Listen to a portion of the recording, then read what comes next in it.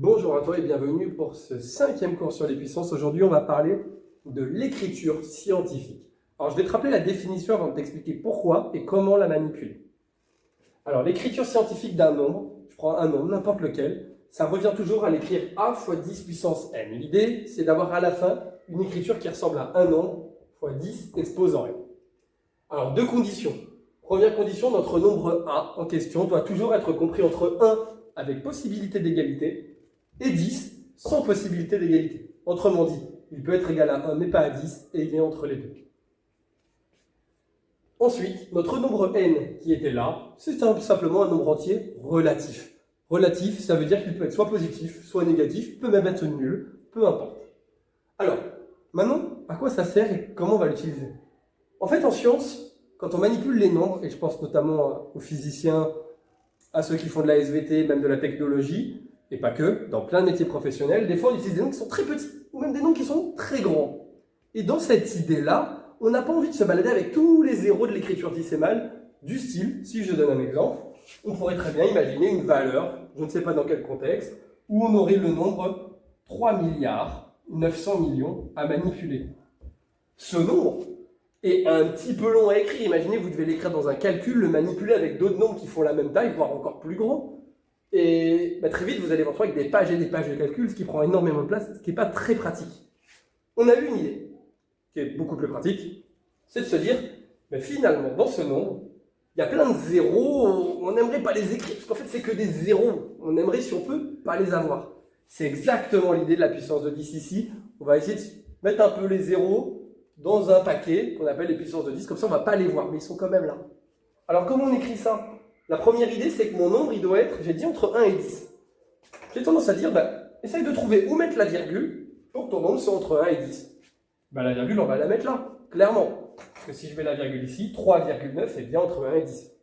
Si je la mets avant, c'est trop petit. Si je la mets après, c'est trop grand. Ok. Arrivé là, maintenant, je me dis, mais moi j'avais 3 milliards 900 millions. J'avais pas 3,9.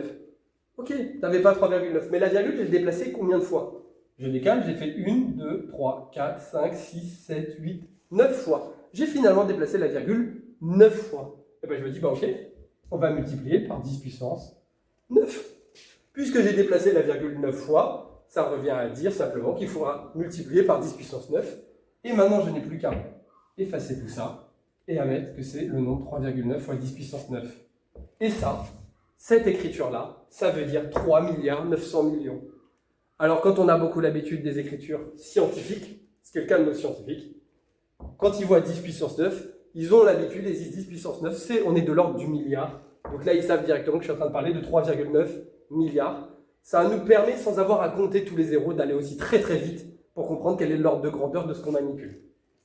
Alors là, je l'ai fait pour un nombre très très très très grand. Mais à l'inverse, quand on prend les microscopes ou d'autres choses, on peut faire pour des nombres très petits.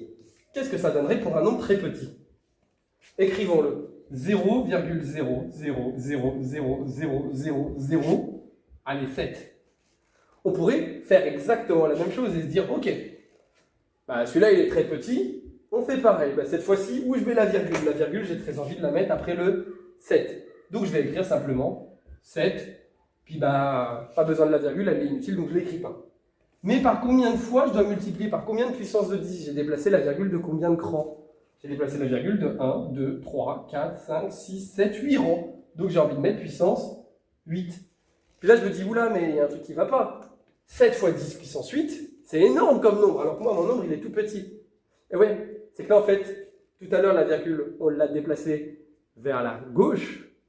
Mais là, la virgule, quand on l'a fait, on l'a déplacée vers la droite. Et là, en fait, on fait attention, on a un nombre plus petit, donc on n'a pas envie de multiplier, mais on a plutôt envie de diviser. Et donc là, dans l'idée, c'est une puissance négative qui nous rappelle la division. On divise 8 fois par le nombre 10. On a décalé 8 fois la virgule vers la gauche dans le nombre 7. Et voilà, du coup ici, on se retrouve avec nos deux réponses, nos deux utilisations. Voilà, deux écritures scientifiques. Ça nous permet de gagner du temps, d'avoir un meilleur ordre de grandeur. Bref, c'est assez pratique, surtout quand on manipule des grands nombres ou des tout petits nombres. J'espère que ce cours t'a plu. Je te dis à bientôt. C'était Papa Léna.